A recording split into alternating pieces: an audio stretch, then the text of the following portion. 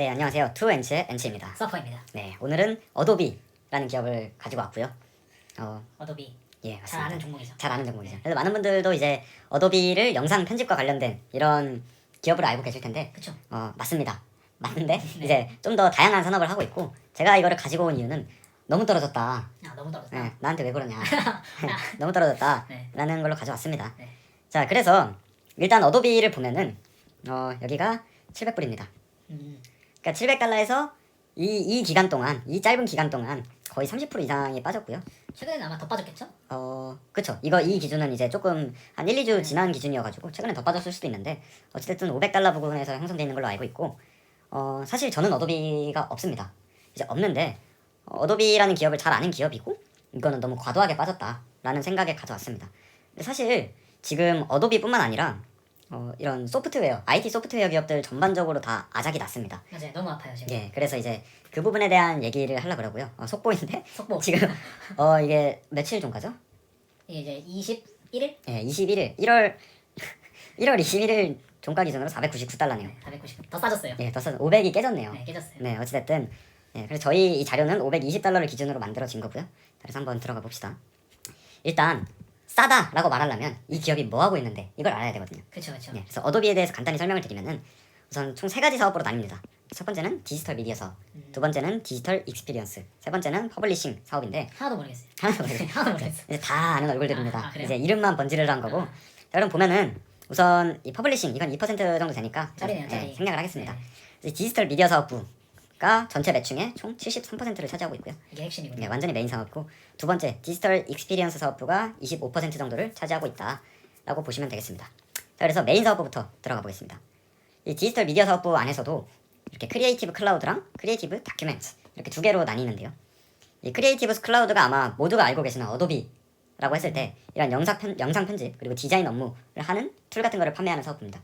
그래서 여기에 이제 프리미어가 있고, 그 유튜브 만들 때 쓰는 예, 거. 맞습니다. 영상 편집 프리미어가 있고, 뭐 다빈치가 있고, 또 포토샵 음. 이런 툴들이 다 이제 크리에이티브 클라우드 사업부로 들어가는 거고요. 여기 PDF 관련된 거에서는 많은 분들이 이 부분은 모르시는데 이 PDF도 어도비 겁니다. 그 우리 컴퓨터에 쓰는 그 PDF 파일 그거 말하는 예, 거죠? 맞습니다. 그래서 아크로밧이라는 게 있는데 이 아크로밧을 이제 PDF로 편집하고, 그리고 뭐 사인을 하고, 그리고 이런 그 프로그램들이 있어요. 소프트웨어들이. 그래서 이런 소프트웨어들을 판매하는 산업이 다 다큐멘트 사업으로 들어간다. 우리한테 익숙한 그것들이네요. 예, 그쵸. 이제 회사를 다니시는 분들은 아시겠지만 PDF 없으면 일 못하죠. 예, 일을 못 하거든요. 그래서 이런 것들이 다 계약을 통해서 어도비의 매출로 인식이 된다 하는 거고요. 자세히 보면은 이제 크리에이티브 클라우드 이게 완전히 메인 산업인데, 포토샵 있고, 인디자인, 페이지 디자인하는 거고요. 다음에 이제 프리미어 프로, 일러스트레이터 이런 것들이 다 판매를 한다. 근데 중요한 거는 이런 제품들을 얘네가 구독 비즈니스로 판매한다는 겁니다. 파는 게 아니라. 예, 맞습니다. 네. 이게 왜 중요하냐? 이거는 이제 사실 제가 영상을 옛날부터 하지 않았습니까? 했었죠. 엄청 예. 고생하셨죠. 예, 그쵸. 제가 사실 이직을 했어요, 중간에. 저는 이제 영상을 조금 꽤 오래 했는데, 이 영상을 할 때, 제가 영상을 할 때가 14년도인데 14년도까지만 해도 프리미어를 사서 쓴다? 이러면 흑우 소리를 들었습니다. 왜냐면 이때 프리미어가 안 좋아서 그렇다? 이거 물론 그렇게 좋진 않았는데 사실 프리미어를 대체할 수 있는 툴이 별로 없어요. 그나마 파이널 컷 프로라는 게 있는데 이거는 맥에서만 돌아갑니다.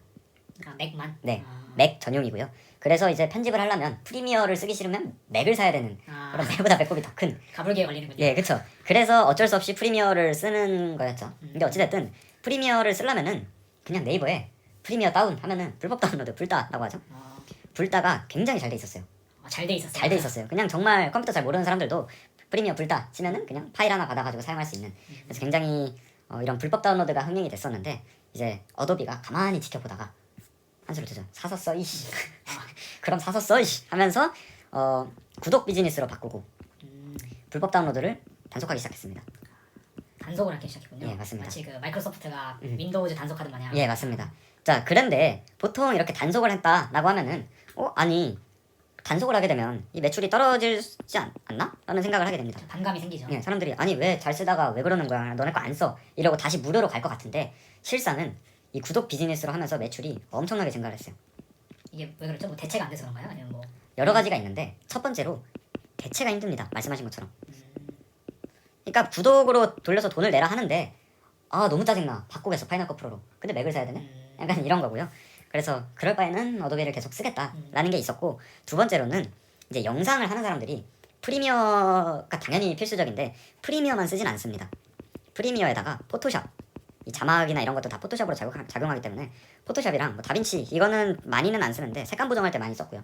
그래서 이런 다양한 그런 소프트웨어를 사용을 하는데 이게 다 어도비 거예요.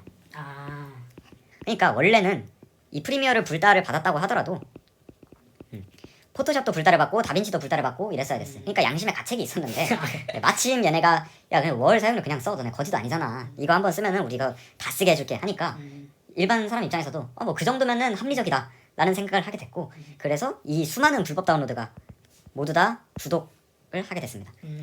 그래서 이제 매출이 확 올랐고, 이 구독 비즈니스라는 게 고객이 장기화되면 장기화될수록, 그러니까 기존에 뭐 세 달만 구독하고 그냥 그만두는 사람이 많으면은 그냥 구독이 아니라 제품을 판매하는 게 더 매출이 잘 나오는데, 이게 세 달이 아니라 뭐 3년 이렇게 장기화될수록 이 구독형 비즈니스가 굉장히 매출이 증가가 됩니다. 저 판매 가격보다 높아지는 순간이 오겠죠. 맞습니다. 그래서 이 15년도에 이렇게 구독형 비즈니스로 바꾼 게 어도비의 턴어라운드다라고 개인적으로 생각을 합니다.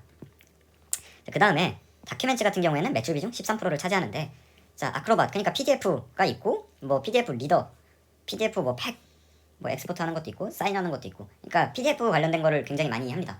자, 근데 이 부분은 거의 이제 엔터프라이즈, 그러니까 기업 고객이 많았는데 원래는 최근에는 개인 고객한테도 엄청나게 그러니까 사랑을 받고 있어요. 이게 왜 그러냐? 여기서 이제 MZ세대가 등장을 합니다. 전 전혀 이해가 안 되는데 어떻게 된 거죠? 그렇죠. 자, 이게 저희 때는 대학교에서 수업을 들으려면 프린트를 하지 않았습니까? 했죠. 예, 아니면 뭐 책을 바리바리 들고 다닌다든가. 그렇죠. 요즘 MZ세대들은 그럴 필요가 없는 게 태블릿으로 그냥 다 다운을 받아버려요. PDF로. 아, 책 대신에. 네, 책 대신에 일단 전자책을 들고 다니고요. 이 태블릿 하나고, 이 태블릿을 이제 이렇게 막 필기하고 뭐 인쇄하고 이런 걸 할 때 PDF가 굉장히 편해요. 아시겠지만. 그래서 이 MZ세대들이 이 수업이나 이런 거를 들을 때, 인강을 들을 때 태블릿을 사용하면서 PDF를 굉장히 많이 사용하게 됐고, 그래서 이 다큐멘트 사업부에서 개인 고객들이 많이 늘어나고 있다. 아, 어떤 느낌인지 알겠네요. 예, 이게 참 시대가 많이 바뀌고 있는 거죠. 자, 그러면 재무제표를 안 볼 수가 없겠죠.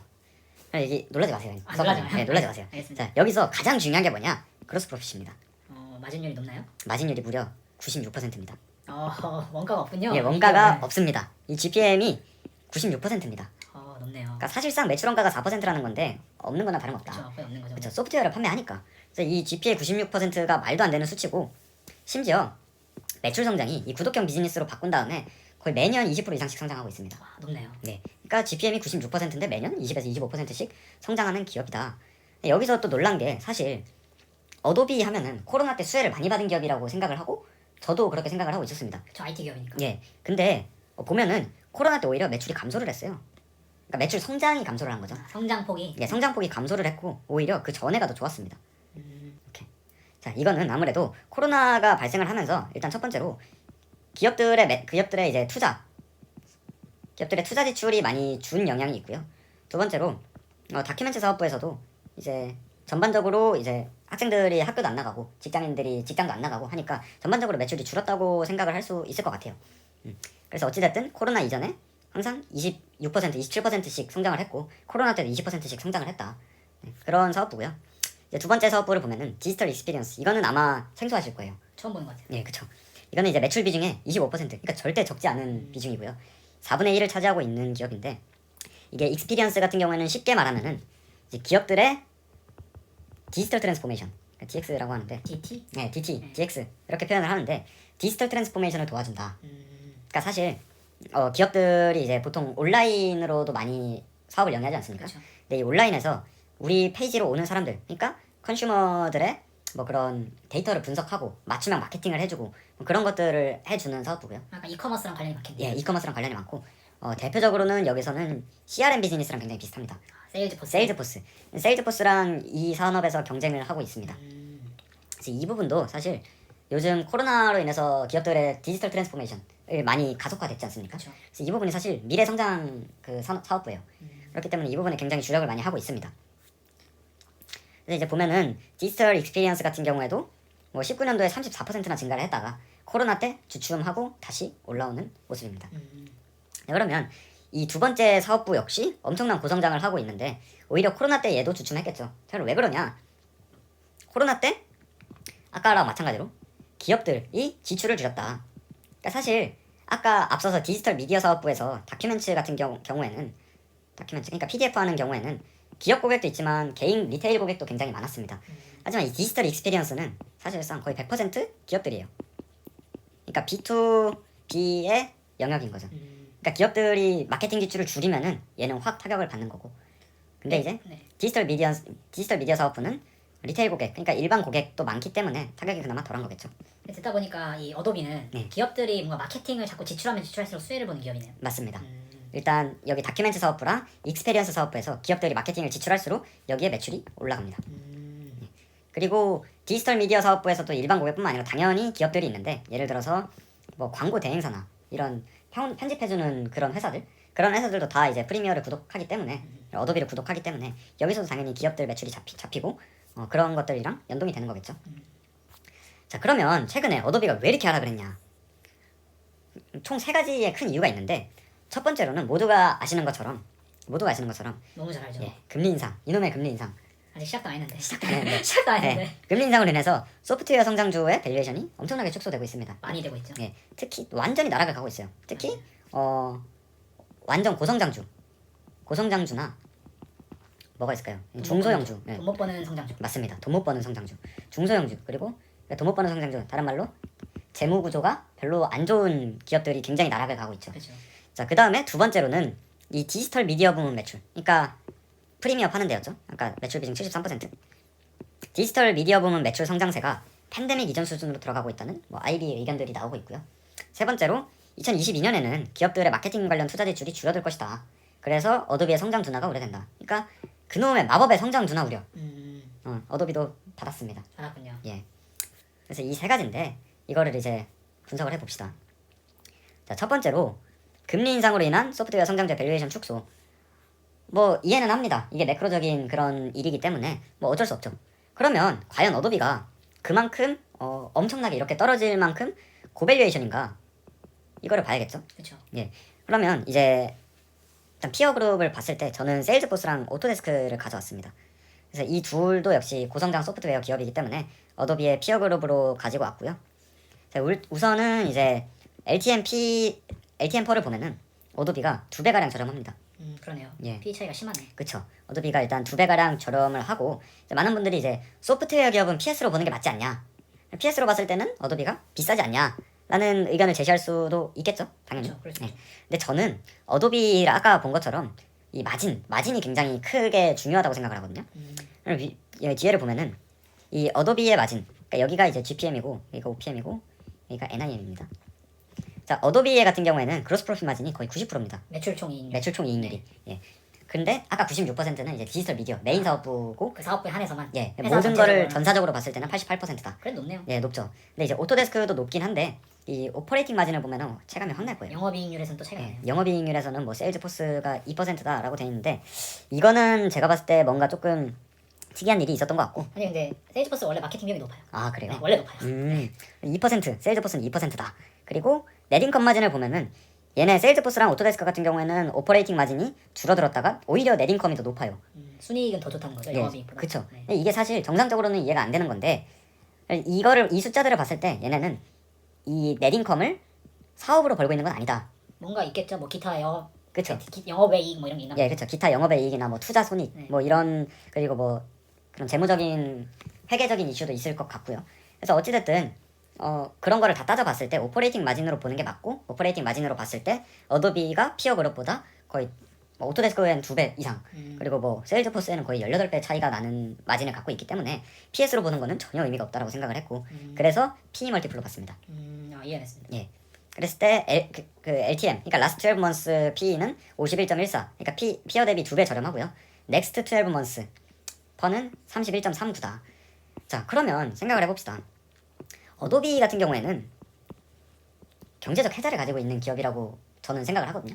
근데 뭐 세계 기업 다 괜찮은 기업이잖아요. 네, 맞습니다. 근데 이제 어도비를 봤을 때 이 프리미어랑 포토샵 사실 이 분야에서는 정말 압도적인 거거든요. 그러니까 마진이 96%가 나온다는 거에서 이미 검증은 끝난 것 같고 이 메인 비즈니스가 굉장히 탄탄하다. 플러스 추가 성장 동력도 굉장히 잘하고 있습니다. 그러니까 디지털 익스피리언스 부분 추가 성장 동력도 있다. 그러니까 이런 점에서 LTM PE가 31.4다?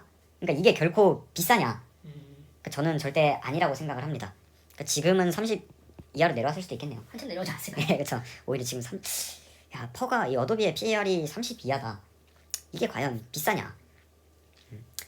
네, 어찌됐든 앞에서 말씀드린 것처럼 어도비의 그로스 프로핏, 그러니까 매출총 이익률은 88%고 영업이익 마진율은 37%다.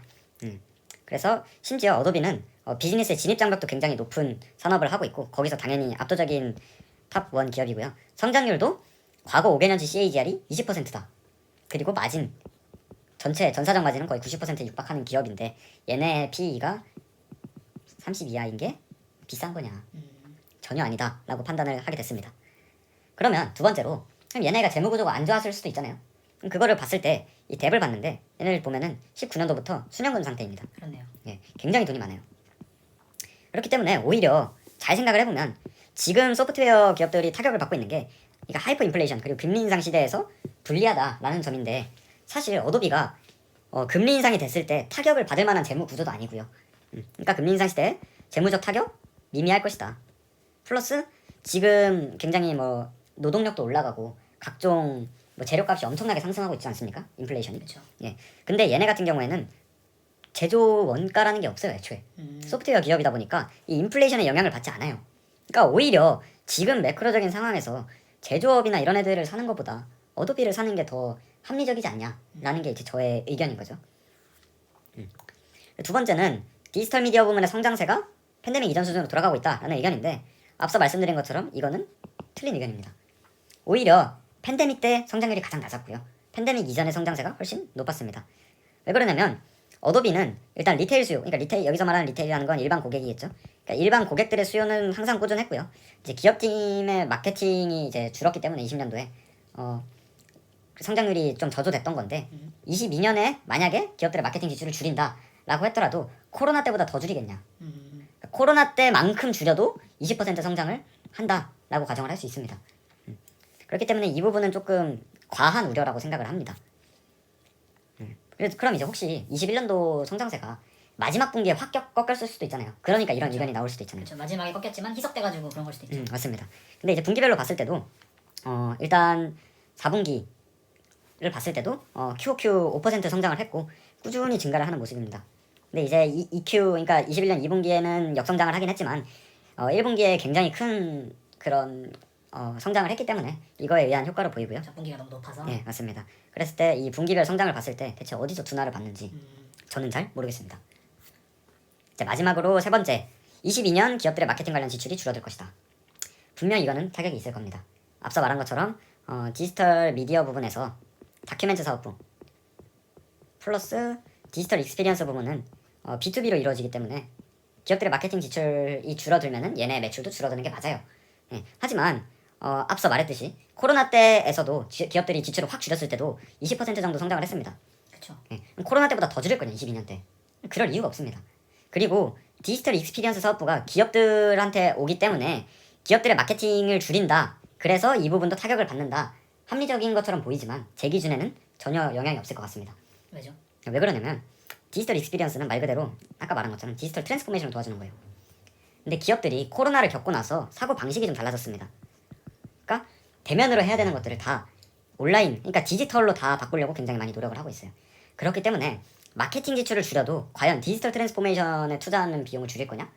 저는 아니라고 봐요. 오히려 성장할 것 같습니다. 22년 때. 마케팅 전체로는 줄 수 있겠지만 그 안에서 디지털 트랜스포메이션은 제외해야 된다. 맞습니다. 라는 얘기죠. 예. 마케팅 지출이랑 연동은 돼 있지만 디지털 트랜스포메이션이 절대 22년도에 줄 것 같진 않다라는 의견이고요. 만약에 줄어든다 하더라도 메인 비즈니스가 너무 탄탄하다. 어도비는.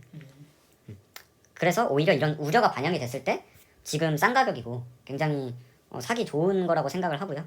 그럼 밸류에이션을 보면은 일단 보수적으로 접근을 해봅시다. 이 디지털 익스피리언스 사업부가 향후 2년 동안 성장이 제로라고 가정을 해볼게요. 물론 제로라고 저는 생각하진 않습니다. 네. 예, 근데 제로라고 가정을 하고 디지털 미디어의 사업부가 20% 성장한다고 가정했을 때, 그러니까 20%는 코로나 때 성장한 성장률이죠. 그러니까 이것도 굉장히 보수적으로 잡은 거예요. 코로나 20년도 때 성장률인 20%를 가져왔고요. 이거는 과거 5년치 CAGR이랑도 똑같습니다. 그래서 앞으로 2년이 20% 성장한다고 가정했을 때 22년 어도비의 PS는 13.7, 23년 어도비의 PS는 11.8입니다. 그러니까 물론 지금 주가가 더 떨어졌기 때문에 더 낮아졌겠죠. 더 낮아졌겠죠. 그러면 이 매크로적인 그러면 이 23년 어도비의 PS가 11.8이다. 그러니까 지금 한 10 정도 됐겠네요. 그러니까 PS가 10이다. 이 기업이. 그러니까 오히려 저는 이거는 말도 안 되는 가격이라고 생각을 하고 이런 매크로적인 이슈가 있을 때 탄탄한 기업은 저는 더 충분히 갈 수 있다고 생각을 하거든요. 그리고 아까 본 것처럼 어도비 같은 경우에는 수년금 상태이기 때문에 지금 매크로적으로 중소형주들의 소프트웨어 기업들 밸류에이션이 엄청나게 줄어들었습니다. 그 말은즉슨 돈 있는 기업들이 M&A를 통해서 사업을 굉장히 확장하기 좋은 기회다. 그러려면은 랩 대시 마이너스여야 된다. 그러니까 수년금 상태인 기업이 엄청나게 유리한 환경에 왔다. 그게 이제 어도비라는 기업이다. 라는 의견입니다. 그래서 싸다. 네, 싸다. 쌀 때 사야 되는 기업이다. 그래서 보면은 다만 이제 매크로적인 측면에서 소프트웨어 기업들의 이제 하락폭이 충분히 더 떨어질 거라고 생각을 해요. 저는. 저도 왠지 그럴 것 같아요. 맞죠. 아직 금리 인상 시작도 안 했고. 그렇기 때문에 이거를 지금 당장 영끌해서 사라 이게 아니고요.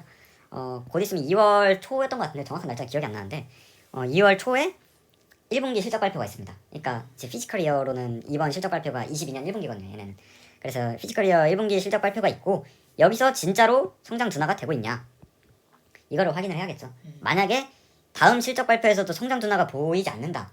그러면은 앞서 말한 이유들이 진짜로 그냥 우려에 불과했던 거죠. 그렇기 때문에 만약에 성장 둔화가 확인되지 않는다면 그때부터 물량을 모아가는 게 훨씬 좋을 것 같다. 그래서 결론은 하락장을 기회로 옥석을 가려야 된다. 그 옥석 중에 하나가 어도비다.